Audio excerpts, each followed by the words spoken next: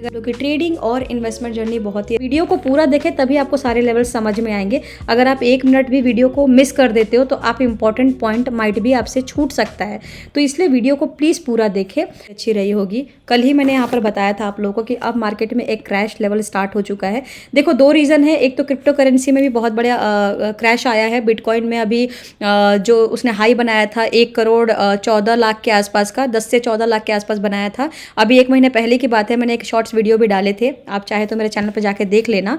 तो वहाँ पर मैंने यहाँ पर बताया था कि ये इसने हाई बनाया है और उसके बाद से देखो अभी जो बिटकॉइन का रेट है वो अभी 76 लाख के आसपास का पड़ गया है। तो यानी कि 20 से 21% का क्रैश करेक्शंस हुआ है बिटकॉइन में, और उसका जो है असर हमारे इंडियन बाजार में ही पड़ा है। इवन मैंने कल के दिन भी यहाँ पर जापान मार्केट का 2% का क्रैश बताया था, और उसके बाद फिर हमारे मार्केट में ये सारी चीज़ें हुई हैं। अब क्या मार्केट वापस से क्रैश होगा? तो सबसे पहले मैं आपको यहाँ पर बता दूँ कि मार्केट में क्रैश संभव है।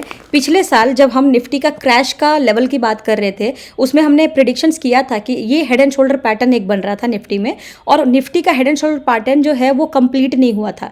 यानी ये प्रेडिक्शंस हुआ था कि हो सकता है कि 25 निफ्टी का जो करेक्शन है हेड एंड शोल्डर पैटर्न का, वो 21,000 से लेकर 18,000 तक आए।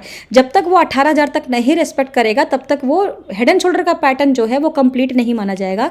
और आप मानोगे नहीं कि 21,730 से रिवर्स हो गया मार्केट, और फिर पूरा 1 साल अभी होने को जा रहा है कंप्लीट। पिछले साल आप पूरा क्रैश आपने देखा था, और अभी इस साल में आप करेक्शन देख रहे हो। वहीं से FIIs की बाइंग और जो बड़े प्रमोटर्स हैं, जो बड़े इन्वेस्टर्स हैं, उन्होंने मार्केट को उठा दिया।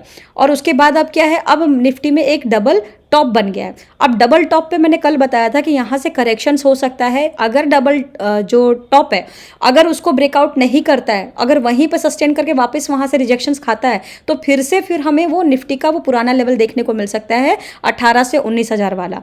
तो उसके लिए आप लोग रेडी रहना कि अगर क्रैश हुआ तो फिर ये भी हुआ, क्योंकि बिटकॉइन में इतना बड़ा क्रैश हुआ है, 21% का क्रैश हुआ है। आपको मार्केट में डेफिनेटली दिखेगा, चाहे धीरे धीरे करके दिखे, क्योंकि साल भर हमें लग गए निफ्टी का उस लेवल तक आने में जो उसने एक हाई बनाया था पिछले साल का। तो उस तक आने में पूरा साल लग गया। हम करेक्शंस में ही चल रहे हैं, अभी तक ना नीचे का करेक्शन पूरा हुआ और ना ही ऊपर का हमने एक नया हाई लगाया, और साल कंप्लीट होने वाला है। ठीक है, तो अब कल कैसे प्लान करना है? तो सबसे पहले देखो कि मैंने जो लेवल बताया था कि आपका 25,912 का एक मैंने यहाँ पर ये भी बताया था। ऑल्दो मैंने ये वाला बताया था कि 25,980 के आसपास को अगर सस्टेन किया और यहाँ पर कैंडल बनते बनते रुक जाता है, यानी सस्टेन नहीं करता है, नीचे की तरफ ही मूवमेंट करेगा, तब जाके आप नीचे के लिए और लेवल लगा सकते हो। फिर आपका 25,912 रहेगा। अब तो इसको भी रेस्पेक्ट कर लिया निफ्टी ने, तो अब आप क्या रहेगा लेवल? अब आपका ये रहेगा, इस कैंडल का लो लगाएंगे।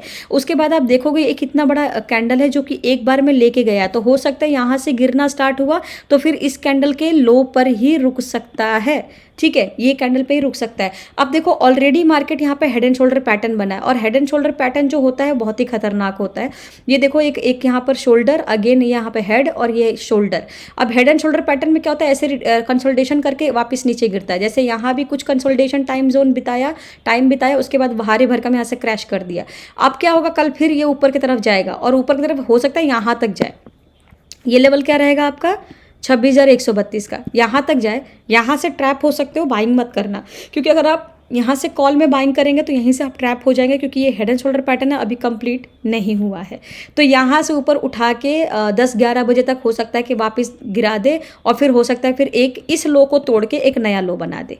ठीक है, तो आपको क्या करना है, अगर मार्केट सुबह खुल जाता है, इसी बीच में कहीं खुल जाता है, बाइंग करना नहीं है, ना कॉल में लेना ना पुट में लेना। आप पहले आधे घंटे तक 1 घंटे तक समय बिताओ, चार्ट पे थोड़ा टाइम दो कि क्या हो रहा है। सबसे पहले आपको क्या करना है, आपको ये देखना है कि क्या वो 26,132 तक आ रहा है। चलो 132 नहीं, 26,100 तक आ रहा है। अगर 26,100 तक आया और वहाँ से वापस से कंसल्टेशन करके और ऊपर गया तो 132 आया, और हो सकता है 132 से 140 और 150 हो जाए। तो आपको ये नहीं कहना है कि वहीं से कॉल में बाइंग कर लेना, वहाँ से आप कॉल बाइंग मत करना, ट्रैप हो जाओगे। क्योंकि 132 तो मैं यहाँ का लेवल बोल रही हूँ ना, हमेशा जो हम टारगेट लगाते हैं उससे कुछ पॉइंट ऊपर ही जाता है मार्केट। तो अगर 140 तक चल जाए, वहाँ से आप पुट में ट्राई कर सकते हो। पुट में ट्राई करने के बाद आपको अच्छा खासा नीचे मुनाफा मिल सकता है। फर्स्ट आपका जो लेवल रहेगा वो यही रहेगा 26,064 का, आपका फर्स्ट सपोर्ट टारगेट रहेगा, एज वेल एज वो एक सपोर्ट भी रहेगा। उसके बाद जब ये आपका सपोर्ट कंप्लीट हो जाता है, उसके बाद सेकंड सपोर्ट, सेकंड टारगेट आपका जो रहेगा वो आपका 25,984 रहेगा, थर्ड आपका रहेगा 25,912, फोर्थ आपका रहेगा 25,860, और हो सकता है कि और नीचे गिरे तो हो सकता है 25,700 आपका 70 के आसपास का हो सकता है। ठीक है, तो निफ्टी में ये प्लान कर लेना। और अभी क्या है, सेंटीमेंट टोटल नेगेटिव है, तो आप अकॉर्डिंगली ही यहाँ पर ट्रेड कर सकते हैं ट्यूसडे के लिए। ठीक है, इंट्राडे में फिबोनाची लगा के आप करें, हर कैंडल पे फिबोनाची लगाएं और अपने लेवल्स को अकॉर्डिंगली ही ट्रेड करें। इस बीच अगर आपको मेरा वीडियो अच्छा लग रहा हो तो प्लीज़ मेरे चैनल को लाइक शेयर एंड सब्सक्राइब करें। हो रखा है, ये पूरा ट्रेंड लाइन है, 15 मिनट का चार्ट है। ऑलरेडी यहाँ पर क्या है, मल्टीपल टाइम सपोर्ट ले रहा है। आप देखो, जैसे कि मैं डबल बॉटम बोलती हूँ आप लोगों को, या डबल टॉप बोलती हूँ, और सपोर्ट भी बताती हूँ। ये सपोर्ट लिया, एक, यहाँ 2, यहाँ 3-4 बार, यहाँ मल्टीपल टाइम ले लो। उसके बाद ये देखो, फिर ये देखो, 5 बार के आसपास जब भी सपोर्ट बार बार एक लाइन से गुजरता है तो उसके बाद वो ब्रेक करता है। यहाँ ब्रेक करके नीचे तरफ आया, मैंने आपको बताया था कि 58,832 को तोड़ा तो और नीचे जा सकता है। हालांकि ज़्यादा नीचे गया नहीं है, उसने तोड़ के 58,657 तक ही किया है। अब कल के दिन मार्केट में यहाँ से ऊपर जा सकता है और इस कैंडल के हाई तक का जा सकता है। इस कैंडल का हाई क्या रहेगा, ये जो लो बना है ना यहाँ पर 59,110, यहाँ तक मार्केट वापस से रिवर्स कर सकता है। आप जाने दो, आधे घंटे तक देखना कि ये मार्केट जो है क्या इसके ऊपर सस्टेन कर रहा है। अगर 59,110 के ऊपर 120 हो जाए, 25 हो जाए, 50 हो जाए, आपको वहाँ पे ट्रैप होने से बचना है, आपको बाइंग नहीं करनी है।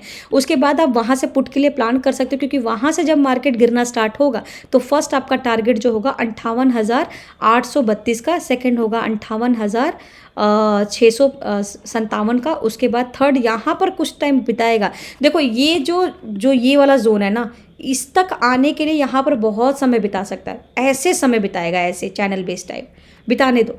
उसके बाद जब यहाँ से गिरेगा ना तो फिर आपको ये लेवल देखने को मिलेगा 58,156 का। ऐसा नहीं होता कि जो आप प्रिडिक्शंस करते हो तो इमीडिएट आपको मिल जाए। सब्र करना बहुत ज़रूरी है, पेशेंस बहुत ज़्यादा इंपॉर्टेंट होता है ट्रेडिंग में। क्या होता है, सबको पता है कि यहाँ तक आएगा, बट वो सब्र ही नहीं होगा उनसे, वो रुकेंगे ही नहीं यहाँ तक आने के लिए। तो वो क्या करेंगे, यहाँ पे क्लोज कर देंगे, यहाँ पे क्लोज कर देंगे, यहाँ पे स्पाइक मार देगा, यहाँ क्लोज कर देंगे, और जब वो गिरने वाला होगा उसी टाइम आप ट्रेड क्लोज कर देते हो और मार्केट आपके लेवल के हिसाब से चल जाता है और फिर आपका नुकसान हो जाता है।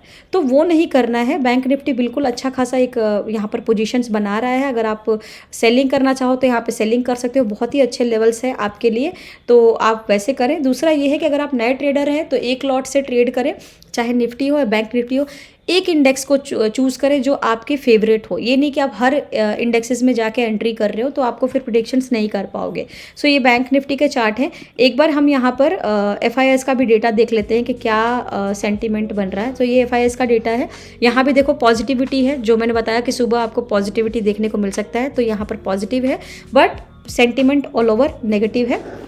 होप आपको मेरा वीडियो अच्छा लगा होगा। अगर वीडियो मेरा अच्छा लगा तो प्लीज़ मेरे चैनल को लाइक शेयर एंड सब्सक्राइब करें।